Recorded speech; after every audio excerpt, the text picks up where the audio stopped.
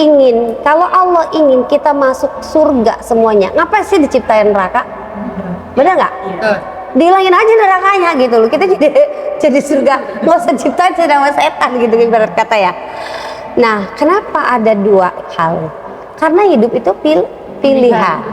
Nah, anak pun begitu, dia harus paham bahwa di dunia ini ada dua hal, ada surga, ada neraka, ada yang enak, ada yang nggak ngenakin. Ada yang enak buat orang, nggak ngenakin buat kita. Ada yang enak buat kita, nggak ngenakin buat orang. Itu dua hal yang selalu beriringan. Nah, pertanyaannya itu tadi, kita disuruh milih, Bun. Nah, edukasi ini yang kita pahamkan kepada anak. Nah, kalau kita mendapatkan sisi nggak enak atas perlakuan orang lain, berarti kita paham nggak? Kalau kita melakukan hal yang sama dengan orang itu merasakan hal yang nggak enak juga sama seperti yang kita alami.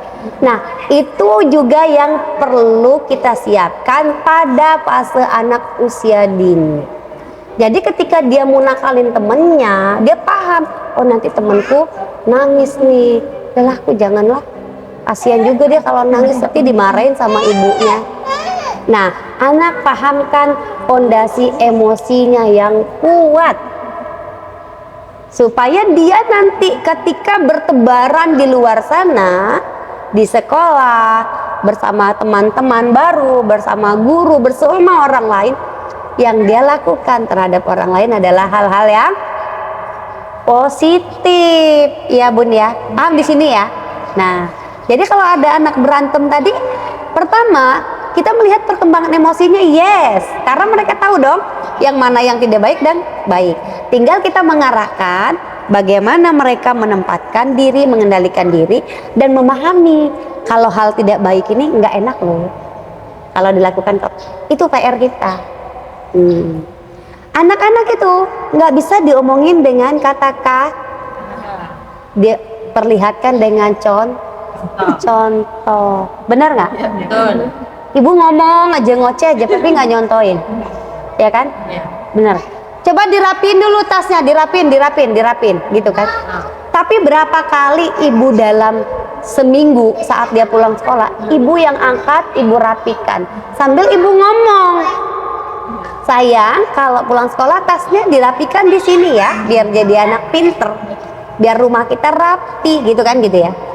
Kita nggak, kadang-kadang ketika dia pulang sekolah naruh tas, kita yang angkat, ya, tanpa kita ngasih tahu, bener nggak? Tanpa kita ngasih tahu kenapa kita angkat. Jadi di mindset anak ini sampai di sekolah SD, nah saya pulang sekolah, saya taruh aja tas, nanti kan yang angkat emak saya, gitu kan? Nah, jadi kita edukasi, angkat nggak tas lo, angkat nggak tasnya, angkat. Udah gue bilangin angkat. Nah, tapi pertanyaannya, tadinya dikasih edukasi dulu nggak? Edukasinya berapa kali? Udah saya sering ngomongin loh, Bu, udah 5 kali diomongin sama dicontohin, masih nggak? Nah, ya kan? Kalau dia masih enggak, tingkat paham anak itu belum nyangkut. Pahami cara berpikir seseorang, manusia. Ada yang dia nyangkut ketika kita ngomong, ketika kita omongin sebab akibat. Sayang, kenapa coba? Mama suruh kamu taruh tasnya.